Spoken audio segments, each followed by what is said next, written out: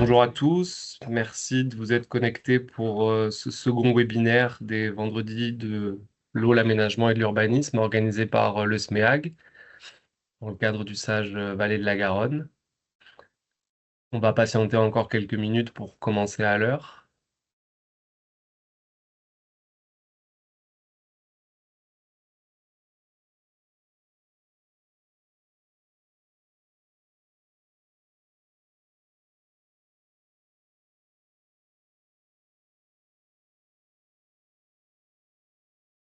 Les micros sont coupés, c'est normal.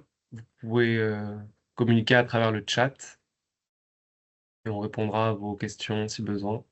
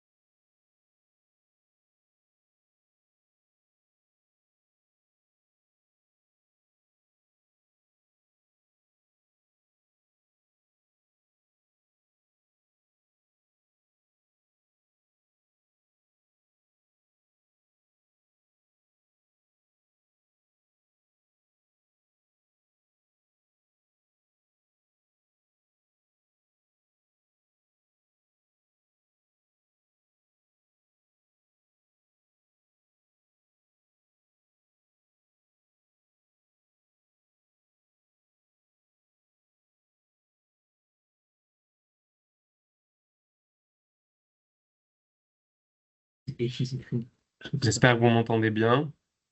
Auquel cas, n'hésitez pas à le dire par chat.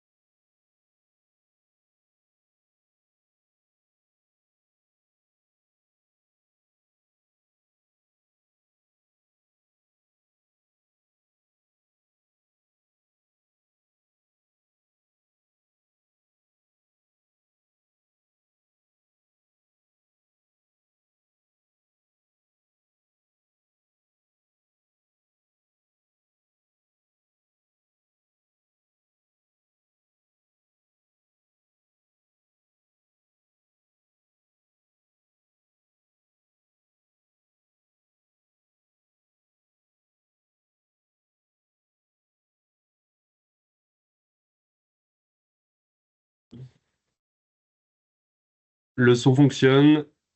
Bonjour à tous. On va attendre 9h30 pétante pour commencer. Comme ça, on va respecter notre engagement, un format d'1 heure.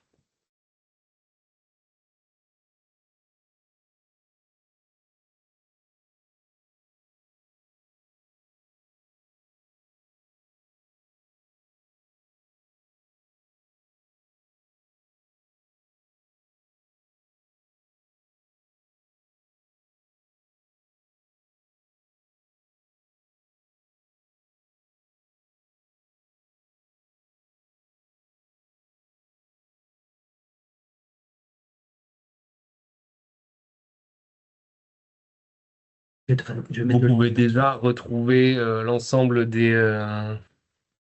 webinaires qui ont été présentés sur le site du SAGE. On va mettre le lien dans la conversation. sera la même chose pour celui-ci et pour les prochains, ainsi que la foire aux questions et les réponses auxquelles on a répondu. 9h30, je vous propose de commencer donc ce second webinaire qui aura pour thématique le changement climatique. Donc, ce format de webinaire s'inscrit dans un cycle qui abordera plusieurs thématiques relatives à la gestion de l'eau, son organisation, gestion quantitative, qualitative, mais aussi les milieux naturels associés à la ressource en eau.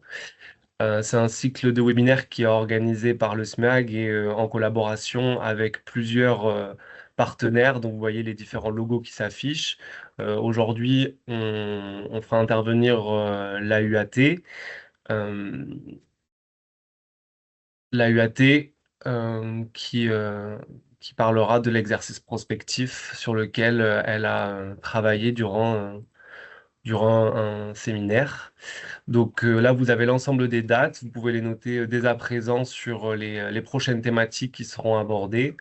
Donc la prochaine thématique, on y reviendra à la fin de ce webinaire, concernera les enjeux quantitatifs de la ressource en eau.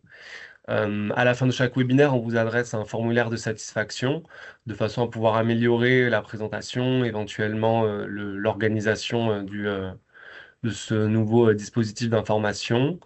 La foire en question à travers le chat. Donc n'hésitez pas à poser des questions au fur et à mesure des présentations. On essaiera d'en prendre quelques-unes en direct. Mais évidemment, on ne pourra pas répondre à toutes les questions. L'horaire sera toujours le même, le jour sera toujours le même, c'est le vendredi de 9h30 à 10h30 et ce format se fera en visioconférence. Donc le programme de ce jour, initialement, on avait prévu de faire intervenir donc aux côtés de l'AUAT qui présentera son retour d'expérience sur l'exercice prospectif La ville à plus 5 degrés, Xavier Vochtazak de l'ADEME sur le retour de l'appel à projet sur l'adaptation au changement climatique qui avait été lancé avec l'Agence de l'eau. Malheureusement, ce dernier ne peut pas être présent aujourd'hui. Donc, la présentation se résumera à celle de Ophélie Touchard, chargée de projet transition écologique à la UAT.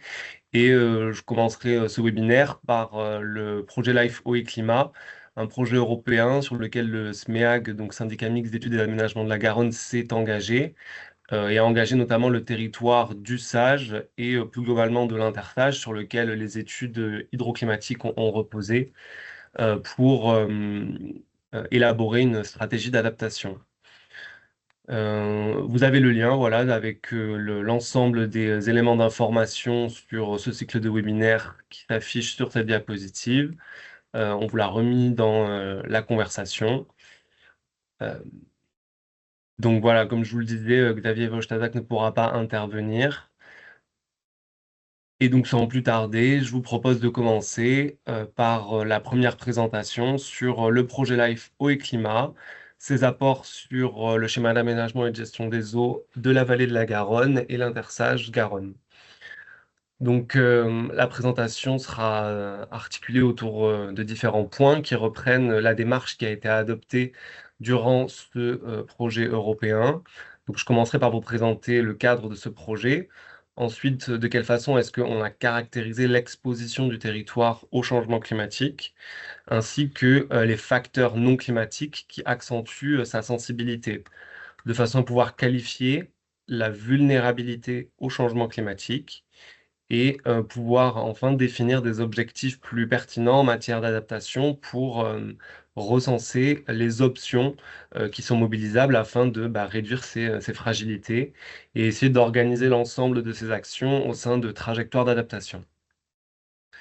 Donc le projet LIFO et Climat, c'est un projet qui répond à un appel à projet européen du programme LIFE, qui est un outil de financement des actions relatives à l'environnement.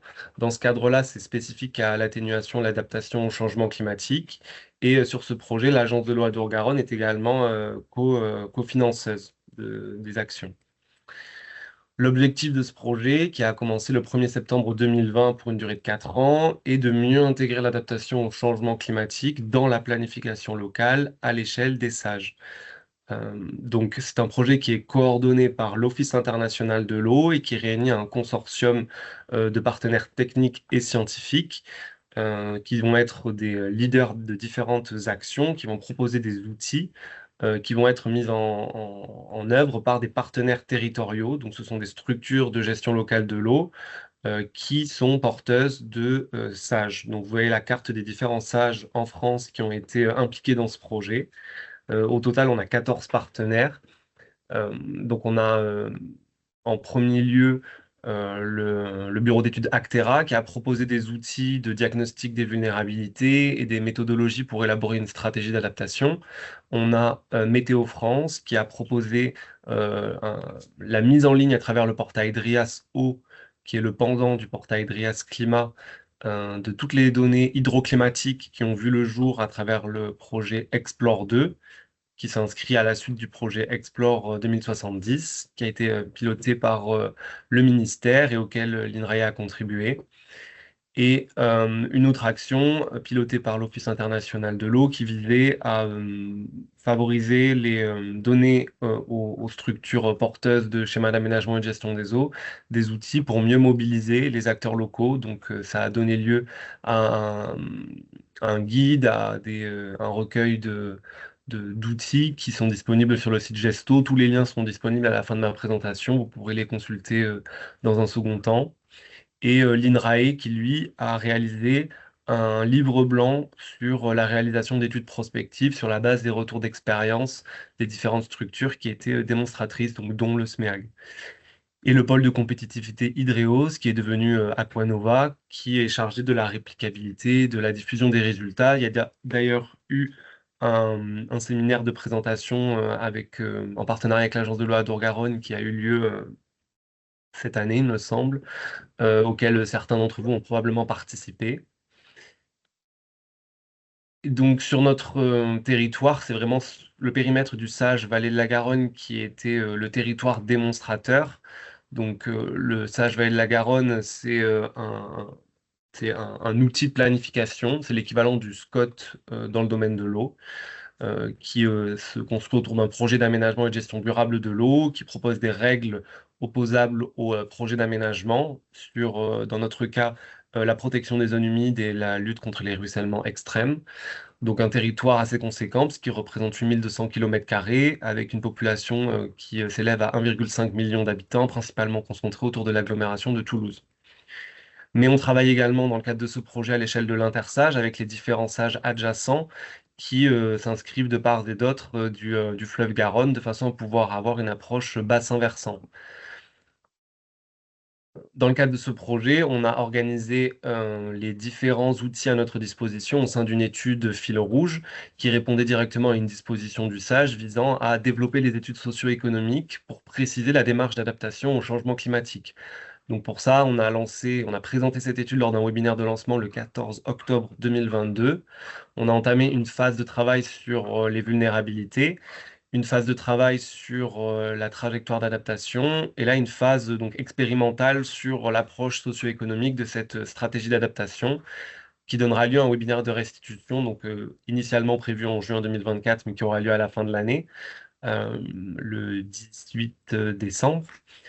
En parallèle de ces différentes phases, on a voulu organiser une démarche concertée avec les membres de la commission locale de l'eau, donc l'instance politique qui pilote le SAGE, et l'ensemble des partenaires des commissions géographiques du SAGE, pour les amener à contribuer à cette étude. Donc ça a donné lieu à 4 ateliers de concertation territorialisés, un à l'amont et un à l'aval de la Garonne à chaque fois.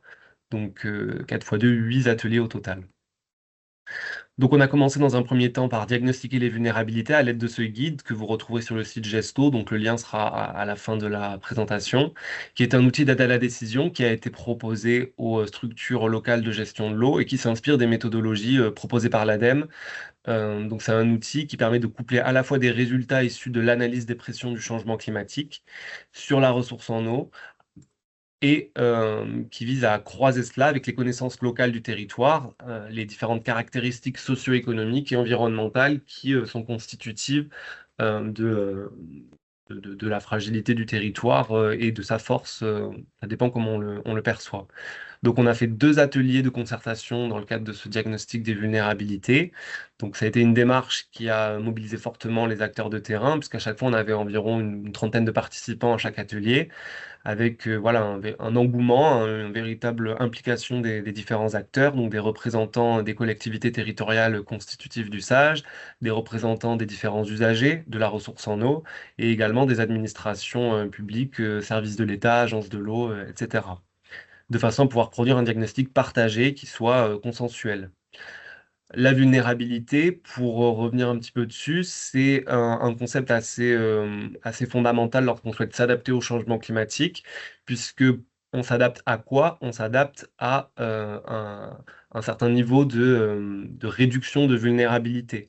La vulnérabilité, donc comme je vous le disais, elle repose sur le croisement entre l'exposition à des aléas climatiques extrêmes, mais également à des évolutions tendancielles, comme l'augmentation de la température moyenne annuelle, qui, on y reviendra aujourd'hui, est estimé à plus 4 degrés à l'horizon 2100 sur la France, qui est un hotspot du réchauffement climatique à l'échelle mondiale, et un croisement avec la sensibilité. Donc, je vous le disais, c'est toutes les caractéristiques socio-économiques et naturelles du territoire, c'est tout ce qui va être non climatique. Et le croisement de ces 2 dimensions va donner lieu à l'appréhension des vulnérabilités ou du niveau de risque des territoires, des usagers. On peut faire porter cette analyse sur différents périmètres. Donc, pour comprendre l'exposition au changement climatique, on a, là je vous ai mis, c'est la diapo la plus compliquée de cette présentation. Je vous ai remis un petit peu les différentes données qu'on avait à disposition jusqu'à présent, puisqu'on avait déjà la chance d'avoir une étude prospective sur le périmètre du SAGE, l'étude Garonne 2050, qui s'appuyait sur les données Explore 2070, donc qui dataient de 2012. Et dans le cadre du projet Life et Climat, on a mobilisé les données Explore 2, je vous le disais, qui donc datent de 2024, voilà, des données très récentes qui ont été mises à disposition en avant-première des partenaires du projet Life et Climat, avec les tout derniers scénarios d'émissions de gaz à effet de serre qui ont été modélisés par le GIEC, le groupement d'experts intergouvernemental sur le climat, donc qui donnent des tendances d'évolution de la température mondiale qui sont injectées dans les modèles climatiques et qui vont influer sur différents paramètres. Donc, initialement, dans le projet Explore 2070, on avait 7 couples de modèles globaux régionaux. Aujourd'hui, on a 19 couples de modèles qui permettent d'obtenir 41 simulations du climat futur. Et dans le cadre de notre étude, on a étudié 12 couples de modèles climatiques qui sont disponibles sur le portail DRIAS et qui correspondent, qui ont été identifiés par Météo France comme étant les plus pertinentes à l'échelle de la France et qui correspondent déjà à 30 simulations du climat futur. Les modèles hydrologiques initialement à notre disposition, on en avait 2. Aujourd'hui, on a 8 modèles hydrologiques à disposition. Comme on était dans le cadre du projet LIFO et Climat, on a eu accès à seulement un modèle, mais qui se trouve être le même que celui qui a été utilisé lors de l'étude Garonne 2050. Donc un modèle qui reste assez pertinent pour étudier et qualifier l'exposition au changement climatique de la ressource en eau. Les périodes de référence ont pu être actualisées en se rapprochant quand même de la période présente. Et les horizons ciblés, initialement, on visait 2050 uniquement. Là, on arrive à avoir des résultats à l'horizon 2030 jusqu'à l'horizon 2100. Donc vous voyez qu'on a quand même un niveau d'incertitude qui s'est réduit considérablement avec ces nouvelles données qui sont, je le rappelle, disponibles en libre accès sur les portails DRIAS Climat et sur les portails DRIAS Eau. Petit point aussi, puisque ça vous aura peut-être échappé, mais le gouvernement s'est positionné sur une trajectoire de réchauffement de référence pour l'adaptation au changement climatique. Donc, je vous le disais, à l'échelle mondiale, la température est amenée à augmenter compte tenu de la poursuite des émissions de gaz à effet de serre et des efforts insuffisants pour les réduire, à plus 3 degrés à l'horizon 2100. À l'échelle de la France, ça donnera lieu à un réchauffement de plus 4 degrés. Et donc, à différents horizons, ce réchauffement, il sera plus ou moins fort. La trajectoire de réchauffement qu'on a pris en compte dans notre étude, elle est compatible avec cette trajectoire de référence nationale, puisqu'on a eu la chance de travailler avec Météo France dans le cadre de ce projet Life et Climat. Et comme je vous le disais, on a travaillé en partenariat avec les sages adjacents, et donc le sage bassin versant des Pyrénées ariégeoises a pu s'appuyer sur ces résultats pour choisir des hypothèses de réchauffement similaires à celles de la vallée de la Garonne pour pouvoir harmoniser les différents exercices prospectifs. Sur la vallée de la Garonne, à l'horizon 2035, on obtient dans ce scénario, ce narratif de réchauffement climatique de plus 4 degrés à l'horizon 2100, qui correspond à un narratif avec un fort niveau de réchauffement et des forts contrastes saisonniers en termes de précipitations. On obtient plus de degrés de température moyenne annuelle, donc à l'horizon 2035, avec bien entendu des contrastes selon qu'on se situe à l'amont ou à l'aval du territoire du Sage, en termes de vagues de chaleur notamment, mais il y a d'autres indicateurs disponibles sur le portail DRIAS Climat. Un cumul de précipitations qui s'annonce comme étant en baisse à l'échelle annuelle. Ça aussi, c'est assez nouveau, puisque sur le territoire, jusqu'à présent, on a annoncé une certaine stabilité. Aujourd'hui, le cumul de précipitations tend à être à la baisse jusqu'à moins de 10%, avec toujours ce contraste saisonnier annuel et interannuel. Ce sera notamment les étés et les automnes qui seront plus secs partout sur le territoire. Une diminution de l'enneigement avec une incertitude assez importante, puisque de moins 10 à moins 60%, mais dans tous les cas, un signal climatique très robuste sur la disparition du manteau neigeux et une diminution jusqu'à moins 40% des débits d'étiage, donc à l'horizon 2035, et jusqu'à moins 60% à l'horizon 2050. Mais le signal climatique le plus dangereux, on va dire, sur lequel il faut être le plus vigilant, c'est l'augmentation de l'évapotranspiration qui va augmenter à l'horizon 2035 de plus 10% et qui va véritablement accélérer le cycle de l'eau avec voilà, des végétaux, des cultures agricoles qui vont absorber, qui vont avoir besoin de plus d'eau, notamment sur la Garonne montagnarde au printemps et la Garonne de Piémont en été et en automne. Donc la Garonne de Piémont qui descend jusqu'au Tarn-et-Garonne. Donc une fois qu'on a dressé ces différents traits saillants de l'exposition au territoire, on a étudié la sensibilité au changement climatique des différents usages de l'eau. Et pour cela, on a organisé des ateliers avec les différents partenaires de la commission locale. On a présenté ces facteurs hydroclimatiques sur lesquels les usagers n'auront pas la main, ne pourront pas agir, en leur demandant comment leurs usages seraient impactés. Et on a progressivement constitué une analyse des différents enjeux qui émanaient en fait de cette concertation et qu'on a regroupé autour d'enjeux assez traditionnels, quantitatifs, qualitatifs, relatifs au milieu, à la gouvernance, et qui ont donné lieu à des matrices assez denses en termes d'information et qu'on a pu synthétiser pour pouvoir continuer à travailler en chaîne d'impact. Donc là, je vous ai mis une chaîne d'impact qui correspond à la vulnérabilité de l'usage de l'eau à destination du secteur domestique. Donc on a cherché à approximer en rouge les pressions qui vont s'exercer sur l'usage de l'eau pour le secteur domestique à partir d'impacts intermédiaires que seront le besoin en eau domestique sur le territoire, mais également la diminution des débits à l'étiage, qui est la période la plus sensible sur notre territoire compte tenu des variations hydrologiques du fleuve. Et on a ajouté une pénalité concernant l'aggravation de l'état chimique de l'eau, puisque une eau de moins bonne qualité fera l'objet de traitements plus coûteux pour être mise à disposition des usagers. Et on a repris les différents indicateurs à notre disposition pour pouvoir approximer ces différents impacts intermédiaires. Donc la croissance démographique pour témoigner de la fragilité des territoires, la population présente également sur le périmètre, et les prélèvements pour l'alimentation en eau potable. Sur le volet climatique, on a utilisé la diminution des précipitations, l'augmentation de la température moyenne pour approximer l'intensité de la diminution des débits d'étiage. Et ça nous a permis d'évaluer les vulnérabilités au changement climatique des différents usages, donc agricoles, domestiques, industriels, énergétiques, sur la biodiversité également, par commission géographique du SAGE, de façon à pouvoir voilà, avoir des scores de vulnérabilité. Donc ça, c'est une représentation qu'on a faite sur la vulnérabilité de l'usage de l'eau à destination du secteur domestique.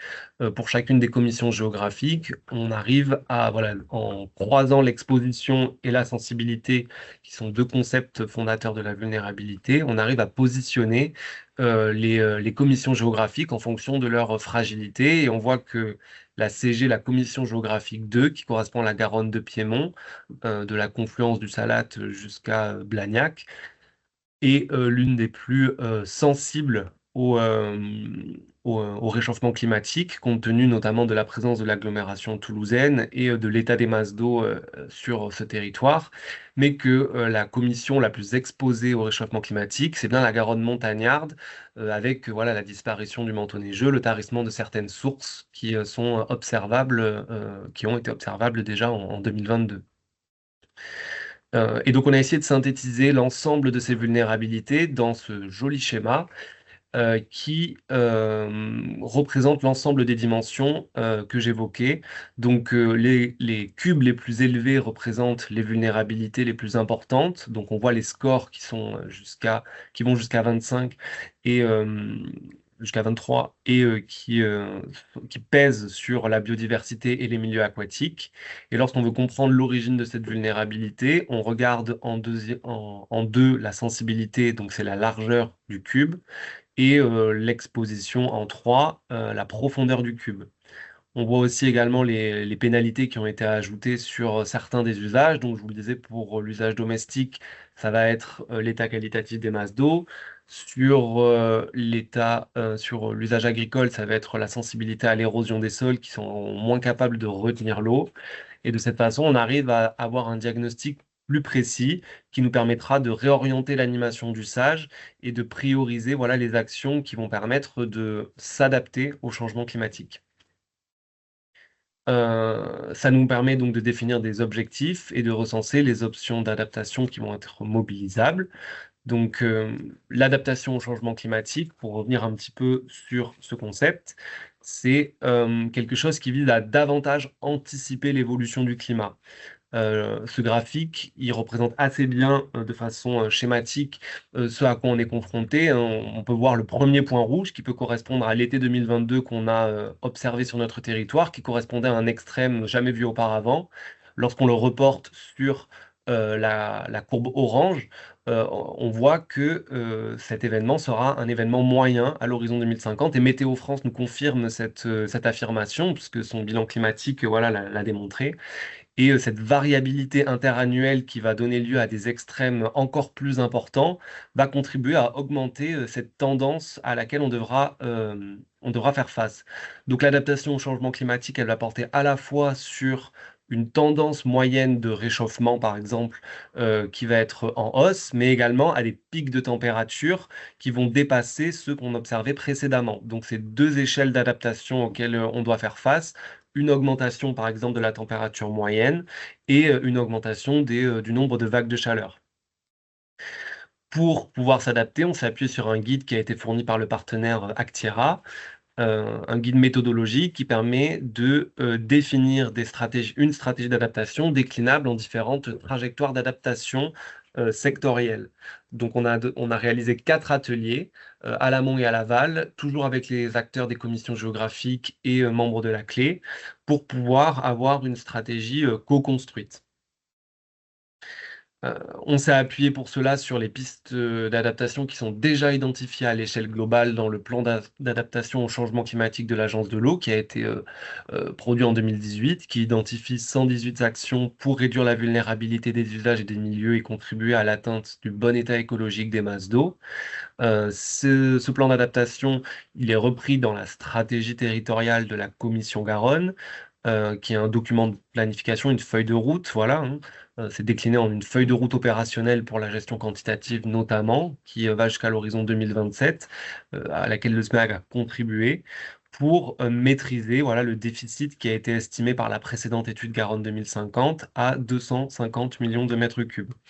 Donc pour cela, on a différents axes de travail, notamment on va se concentrer sur les axes qui nous importent, hein, au-delà des projets de territoire pour la gestion de l'eau qui vont être déployés comme par le conseil départemental de Haute-Garonne à l'amont de la Garonne, sur des programmes d'économie d'eau qui vont se traduire par voilà, des solutions fondées sur la nature, avec par exemple le conservatoire des zones humides du conseil départemental, de Haute-Garonne, des pratiques agroécologiques, des kits hydroéconomes qui ont pu être distribués par exemple par Toulouse Métropole, des actions voilà, diverses et variées, la sécurisation des prélèvements agricoles grâce aux organismes uniques de gestion collective qui vont permettre de mieux organiser la répartition des volumes disponibles pour l'irrigation agricole, la réduction des périodes de gestion de crise de sécheresse par les services de l'État et la sécurisation du soutien des tiages et des besoins des milieux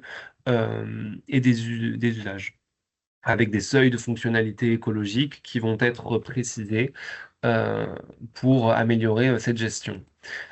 Donc on a présenté, après le diagnostic de vulnérabilité, différentes pistes d'action parmi celles que j'évoquais précédemment, aux différents acteurs, de façon à pouvoir les évaluer transversalement et pouvoir identifier les manques éventuels. On s'est rendu compte qu'il y avait peu d'actions complémentaires qui ont été proposées par les participants et qu'on avait quand même un bouquet d'actions qui était déjà assez riche et duquel il fallait se saisir. Dans un deuxième atelier, on a essayé de mettre en musique l'ensemble de ces actions-là et de revenir vers les acteurs en leur demandant de se positionner sur un scénario tendanciel qui ne permettait pas d'atteindre le bon état écologique et un scénario d'adaptation qui permettait d'atteindre le bon état écologique de façon à pouvoir valider des orientations d'adaptation stratégiques. Ce qui nous permettait in fine de définir une stratégie d'adaptation pour la Commission locale de l'eau à l'horizon 2035. Et donc de décliner cette stratégie en trajectoire d'adaptation. Donc pour cela, on a identifié donc à l'échelle de la vallée de la Garonne, un territoire assez ample, hein, des axes de travail sur la sobriété, sur la maîtrise de l'artificialisation des sols, l'évolution des pratiques agricoles, la sensibilisation des acteurs de la filière industrielle, l'accompagnement des mesures de sobriété spécifiques au secteur domestique, l'optimisation du stockage d'eau en favorisant prioritairement le stockage naturel, l'amélioration des capacités d'adaptation de la biodiversité et des milieux aquatiques, la concertation sur l'exploitation de nouvelles ressources sur la base de débits objectifs et le déploiement de nouvelles solidarités à l'échelle de l'intersage. Donc, l'objectif de cette présentation, c'était vraiment de expliquer aux acteurs que le sage pouvait permettre de s'adapter dans une certaine mesure à travers l'action de la structure porteuse de SMEAG, mais que euh, l'ensemble des partenaires, oula, on a un petit problème d'écran, l'ensemble des partenaires devaient contribuer à la mise en œuvre je vais essayer de couper et de reprendre. Que l'ensemble des partenaires devaient participer à cette mise en œuvre. Les aléas du direct.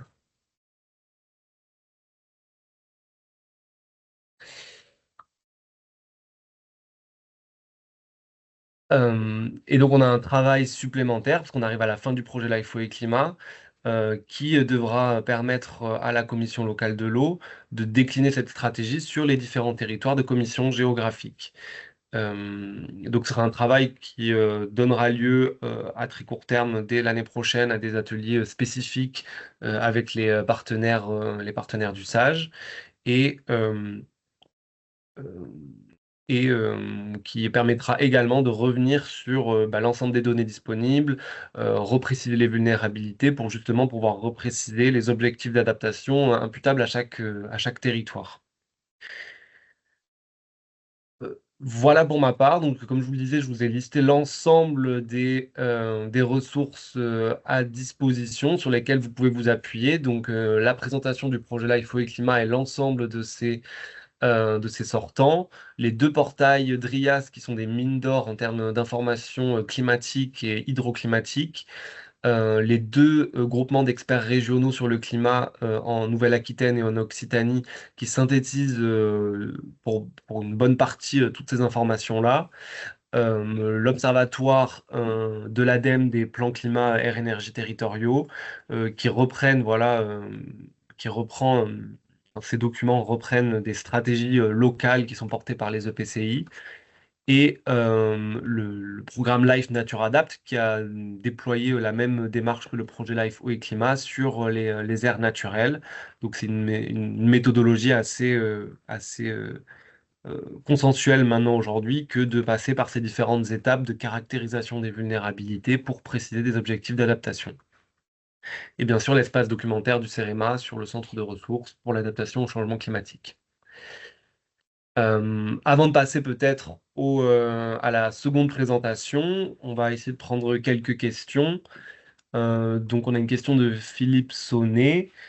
Ne va-t-on pas vers des risques de grandes chutes de pluie et de grandes sécheresses?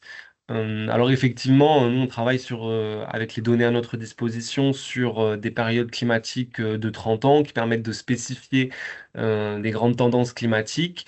Maintenant, l'objectif de notre étude n'était pas de caractériser des extrêmes climatiques de façon aussi fine, mais bien évidemment, les signaux, comme je l'expliquais, les signaux climatiques sont suffisamment robustes pour dire qu'on se trouve dans un emballement climatique. Voilà, ce qui était prévu initialement en 2050 est prévu désormais beaucoup plus tôt, hein.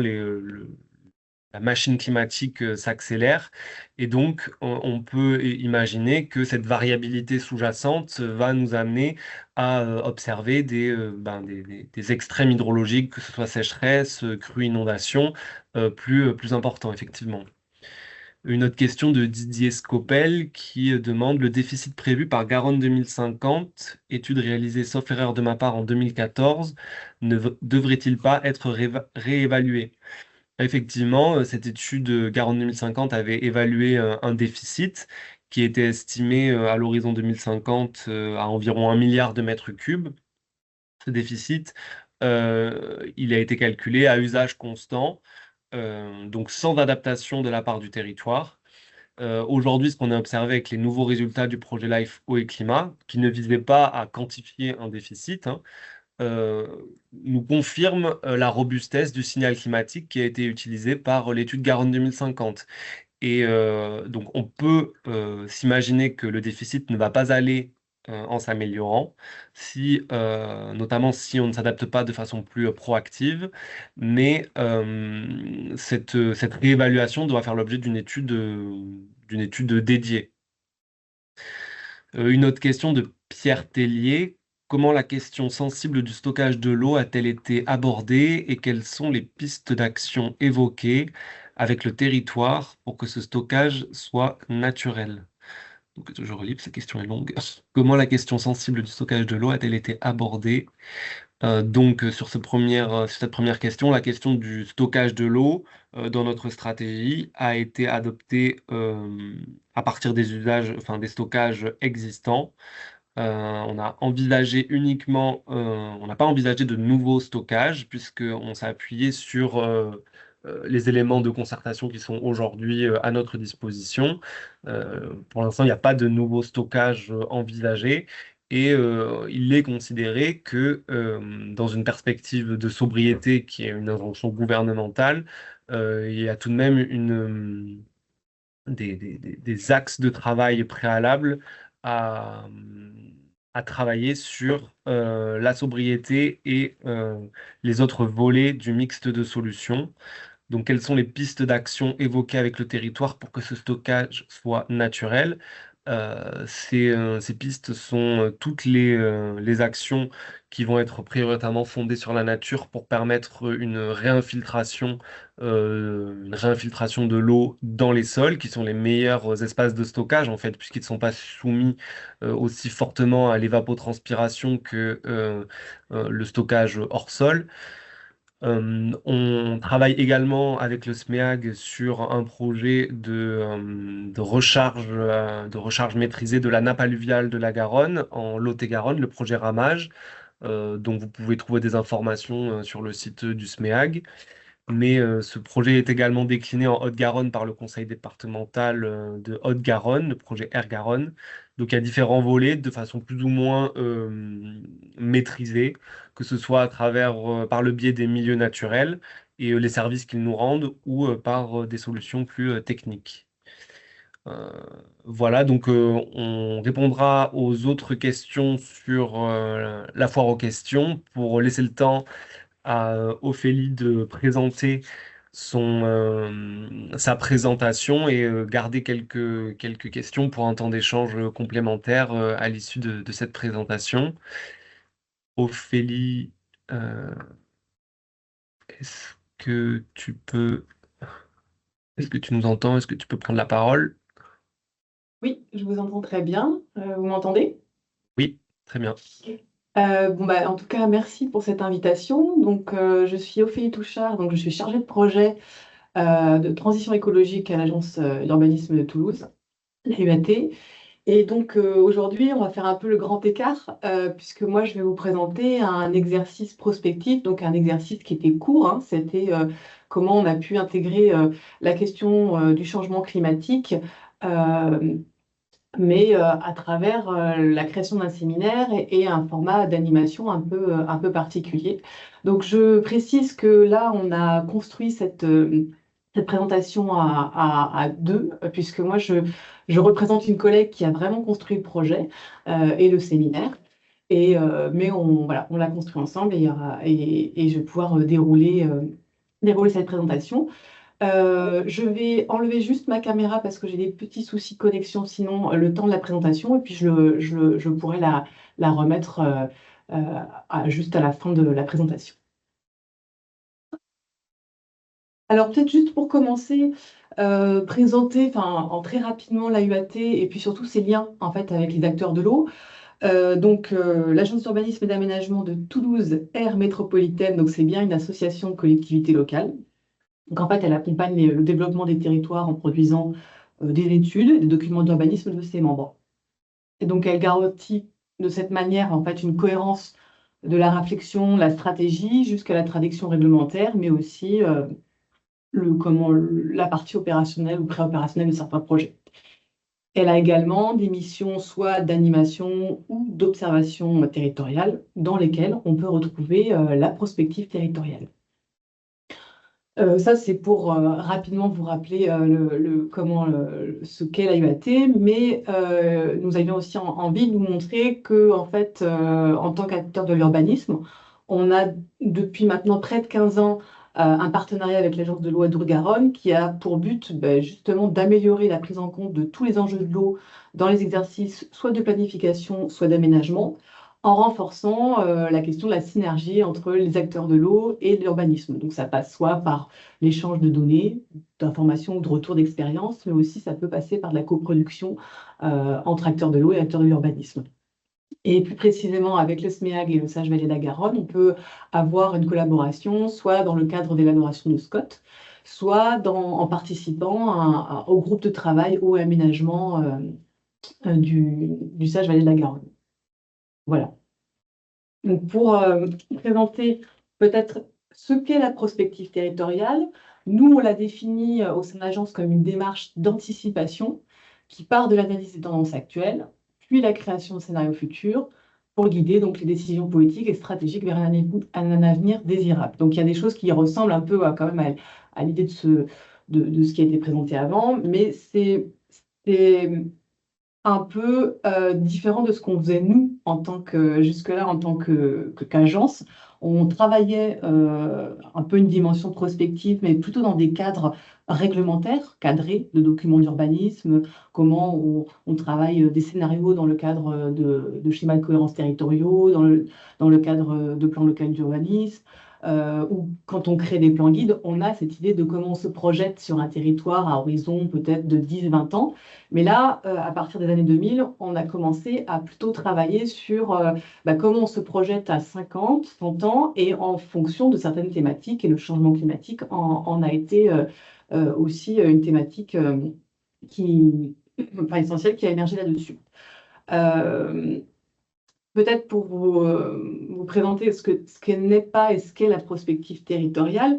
Donc, la prospective territoriale, pour nous, elle est différente un peu des démarches de prévision ou de projection, ou bien encore de modélisation, puisqu'on n'est pas sur ce schéma, en tout cas prédictif, Mais on est plutôt dans des objectifs de on réduit l'incertitude, on essaie de s'affranchir d'une forme de tyrannie du présent en essayant d'imaginer des possibles.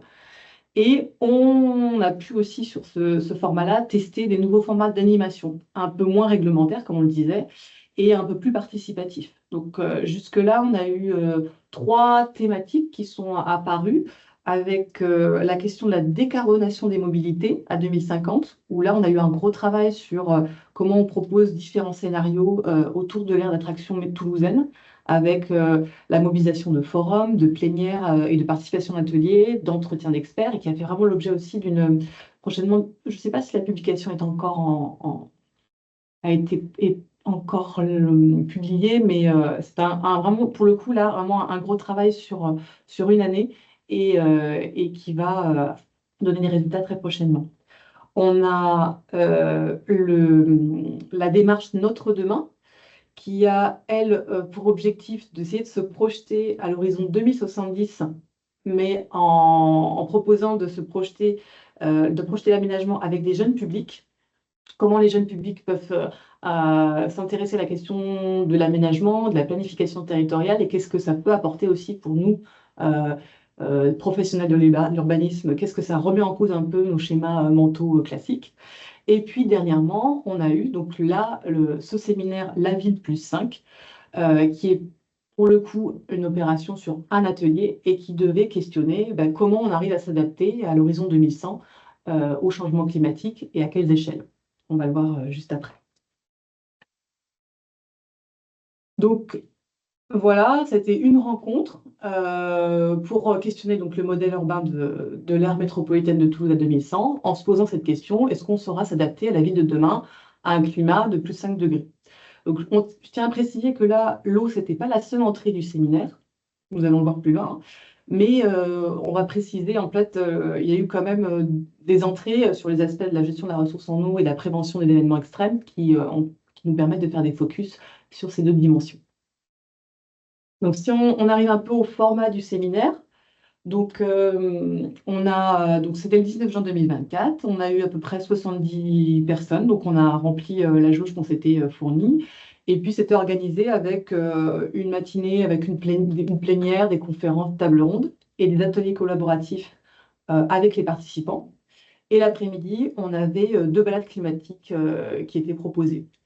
Et donc, ce qu'on a fait, c'est que quand les participants entraient, ils étaient accueillis avec un petit son qui permet déjà, dès le début, de se mettre un peu dans l'ambiance et de la prospective de comment on s'imagine à 2100. Tu peux l'envoyer.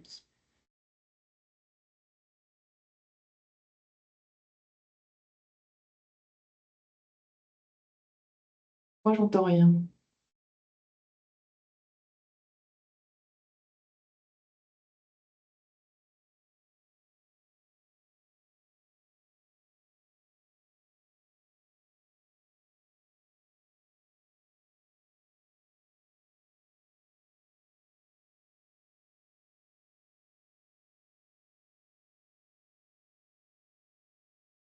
Du coup, je sais pas si le son est parti. Je vais repartager mon écran avec le son.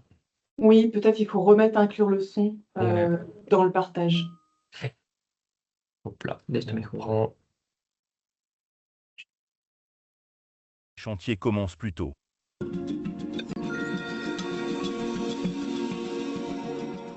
Bonjour à tous, voici le bulletin météo de l'Occitanie le 19 juin 2050.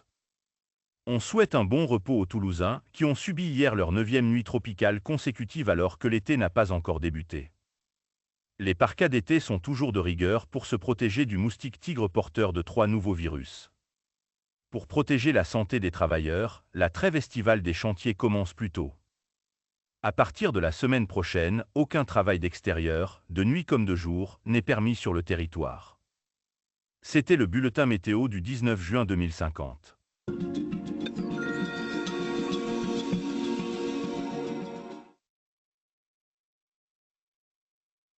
Donc voilà, ça posait un peu le thème sur un format un peu qu'on connaît de météo. Et puis, ça nous permettait d'introduire la partie conférence Tu peux, Maxime, passer cette slide. Donc la plénière, bon, l'idée c'était assez classique, hein. On a essayé d'approfondir le sujet sur la matinée en passant quelques grands messages. On a assumé le fait que c'était une animation qui permettait de sensibiliser, donc il n'y a rien de particulièrement nouveau, mais ça permettait déjà de poser le cadre. On a d'abord invité une climatologue qui nous a présenté ce qu'était que la surchauffe urbaine, les origines, le fait que ça avait une double origine sur à la fois le dérèglement climatique, mais aussi sur le fait que le milieu urbain en soi crée un microclimat et qui favorise cette surchauffe encore plus, cette surchauffe en ville. Le fait que le changement climatique avait des impacts à la fois sur les êtres vivants et sur les infrastructures qu'on n'avait pas tout le temps en tête dans nos réflexions d'aménagement. Et puis le fait que l'évolution climatique impose une coordination à différentes échelles, à la fois nationale et locale, et que c'était la difficulté de cet exercice. On avait également le propos d'un élu qui a permis de rappeler l'enjeu en fait de pouvoir à la fois traiter l'aménagement aujourd'hui à plusieurs échelles de temporalité, comment on travaille à une temporalité plus incertaine en développant les urbanismes tactiques, transistoires, quelque chose de pragmatique ou de temporaire, par exemple, en favorisant les initiatives citoyennes, les grands projets publics, et en ayant en tête quand même d'avoir un suivi des politiques publiques pour assurer une réelle amélioration de l'aménagement proposé. Et après, on a eu deux intervenantes, une urbaniste, Sophie Blanc, et puis Vanessa Larère, qui était plutôt l'architecte, pour avoir un peu deux échelles aussi de la ville, à la fois le grand espace, enfin plutôt la partie échelle de la ville, puis après la partie plutôt quartier. Et là, ce qui a été en fait qui est ressorti, c'était vraiment l'idée de repartir des singularités des territoires, de se familiariser avec la culture du risque parce qu'on l'a beaucoup oublié dans le champ de l'aménagement, et de favoriser la transversalité des expertises. Donc, à l'échelle du quartier, là, c'était plutôt comment on arrive à vraiment s'emparer de la question du bâtiment existant, comment on arrive à adapter l'existant au réchauffement climatique, en réemployant par exemple des matériaux et en adaptant la construction neuve vraiment en dernier recours. Ça, c'était les grands messages qui sont apparus en plénière, mais qui permettaient un peu de poser le cadre de la réflexion, comment on se projette 2050 ou 2100 sur un territoire. Et donc après, on faisait travailler les participants à travers 6 ateliers et 2 échelles. Vous voyez, il y avait 3 ateliers qui étaient plutôt sur l'échelle du quartier, du quartier de la ville. Donc il y avait Marche à Londres, Fontaine, Je ne boirai pas de ton eau, et C'est dingue sur la partie plutôt santé. Et après, vraiment une échelle du bâti ou du logement qui reprenait aussi des questions de surchauffe urbaine, des questions aussi de trop-plein d'eau et ou de panne électrique. Donc chaque atelier avait un peu un scénario catastrophique et les participants devaient essayer de répondre aux questions associées à ce scénario. Donc moi, je vais vous parler plutôt donc, des 2 ateliers qui traitaient de la question de l'eau aux 2 échelles. Donc on a pu traiter, donc si tu passes la seconde slide, enfin la prochaine, s'il te plaît, merci. Donc on voit qu'on a eu deux entrées, une plutôt entrée ressources, donc sur le manque d'eau, et une autre, un scénario qui était plutôt sur le trop-plein avec la question des inondations. Donc je vais revenir sur chacune d'entre elles et on précisera un petit peu le scénario qui était proposé. Donc pour l'échelle du quartier, donc Fontaine, je ne boirai pas de ton eau. On peut passer à la prochaine slide, on verra un peu mieux le... Non, oui, on le verra pareil, mais c'est pas grave. Donc en fait, si je vous relis un peu le scénario, donc on est à l'échelle de la ville, les ressources en eau sont au plus bas et inaptes à la consommation car trop polluées, impactant la sécurité alimentaire des habitants. Donc ça, c'est le scénario qu'on leur a proposé. Et à chaque fois, on avait une question, quelle stratégie d'anticipation est mise en place pour limiter, gérer et alimenter les stocks d'eau? Et quels grands principes d'aménagement sont développés en amont pour pallier cette pénurie?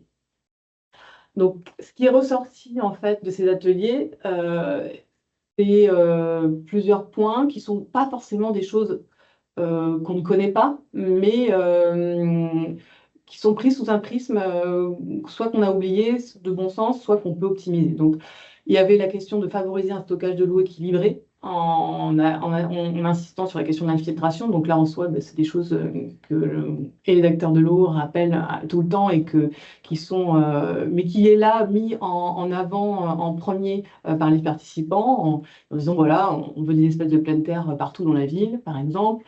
Il y avait un second point qui était sur comment on arrive à développer une culture de la rareté de l'eau en disant que ben, en fait, cette culture, on l'a pas, mais que finalement, on peut s'inspirer de ceux qui l'ont déjà, euh, ceux qui, qu'on n'a pas forcément tout à imaginer, puisqu'il y a déjà des régions où la culture de la rareté existe, mais que nous, on doit pouvoir proposer, enfin, et développer notre propre culture de la rareté de l'eau.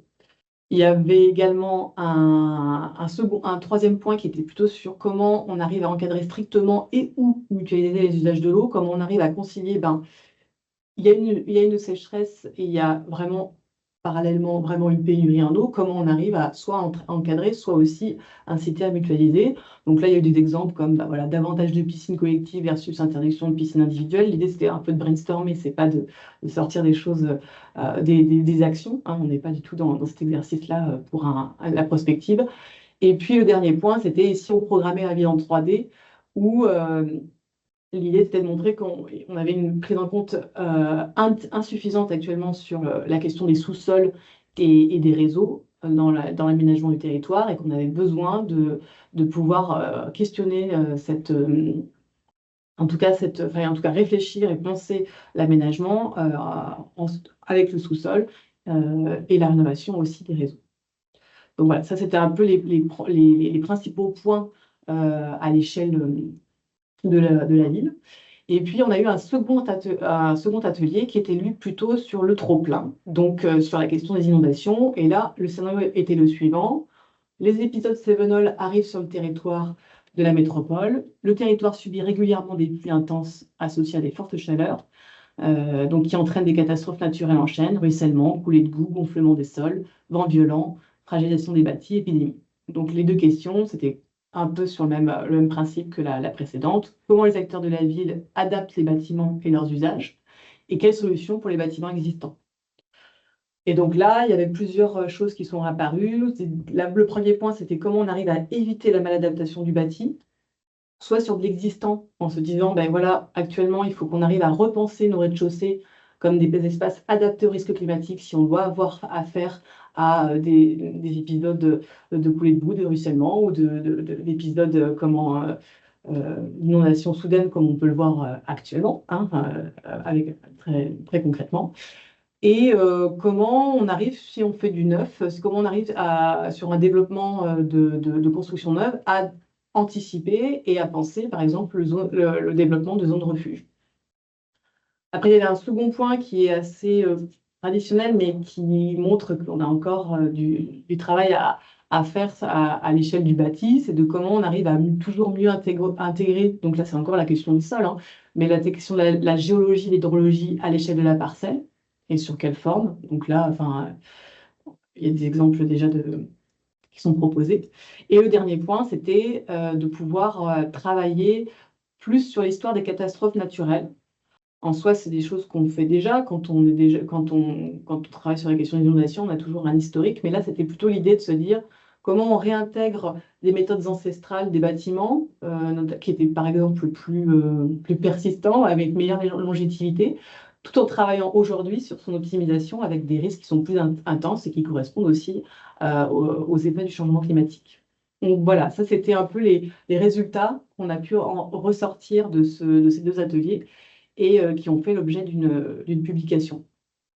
Par la suite, donc l'après-midi, on a eu 2 balades pour avoir justement proposé un peu, donner à voir ce qui se fait sur de l'existant ou du nouveau quartier. Donc on avait le quartier en Palo et le nouveau quartier de la Cartoucherie à Toulouse. Celui qui traitait le plus des questions de l'eau, finalement, c'était le quartier existant d'Ampalo, qui était à proximité de l'agence, qui est un quartier de renouvellement urbain, et qui propose, où on a pu montrer aux participants comment étaient gérées les eaux pluviales en lien avec les espaces de nature à proximité, s'il y avait des revêtements perméables ou de végétalisation. Et puis, les habitants ont pu aussi faire leurs remarques et leur retour sur ce qu'ils ressentaient dans ces espaces-là, puisqu'il faisait quand même, il faisait chaud. Bon, on a fait en sorte de le faire quand même en juin pour être un petit peu raccord. Et donc, les questions qui sont sorties par les habitants, c'était ah, attention, la question de l'accès à l'eau potable, aujourd'hui, on voit pas de point d'eau dans cet espace-là. Il ne faut pas penser qu'à la question esthétique ou la question de gestion des eaux pluviales, il faut aussi penser à la question de l'eau potable dans la ville. Est-ce que ce sera prévu plus tard? Et puis aussi la question oui, on pense la question de la gestion naturelle des eaux pluviales en lien avec les espaces de nature, mais aujourd'hui on voit beaucoup d'arbres isolés et qu'un arbre isolé, à l'horizon 2050-2100, tout seul, s'il n'est pas plutôt sur pas des petites forêts, mais en tout cas accompagné ou qu'il n'est pas tout seul, il ne survivra pas. Donc voilà, ça c'était ce qui a pu ressortir. Peut-être faire juste pour le bilan de ce séminaire euh, sur les points positifs. On a pu tester des formats et de nouveaux formats avec des ateliers collaboratifs, avec des scénarios. Ces ateliers nous ont permis de créer un récit imaginaire à partir de l'ensemble des ateliers de ce que la ville pourrait être à l'horizon 2050. Et puis, on a pu également créer un podcast en restitution. Donc, c'était assez appréciable. Et les retours des participants étaient positifs. Ils ont apprécié cette approche participative et donc, ça a été apprécié. Après, pour faire des retours sur la partie méthodologie et puis retour d'expérience qui peut être faite, si vous voulez aussi pouvoir avoir ce même type d'exercice. Attention au rythme, parce que là, on a été peut-être un peu trop gourmand, on a mis beaucoup de choses dans cette journée, même si initialement, on l'a détendu parce qu'on pensait le faire sur une demi-journée. Et puis le fait aussi, je rappelais, c'est un événement, et un exercice prospectif, ça s'est déroulé juste sur un séminaire, mais derrière, il faut poursuivre la démarche, donc c'est bien d'avoir euh, cette délivrable avec une publication, mais il faut pouvoir aussi voir derrière comment on peut poursuivre la démarche et qu'est-ce qu'on veut en faire, qu'est-ce qu'on veut donner, quel sens on veut donner à cet exercice de prospection, prospectif. Donc voilà, vous avez en ligne la publication et puis je vous retransmettrai les liens pour pouvoir y accéder. Sachez aussi qu'on a fait donc un petit podcast qui fait ce récit sous un format court de ce que pourrait être la ville de demain et que je l'ai intégré directement dans le support de présentation à la fin de ce PowerPoint.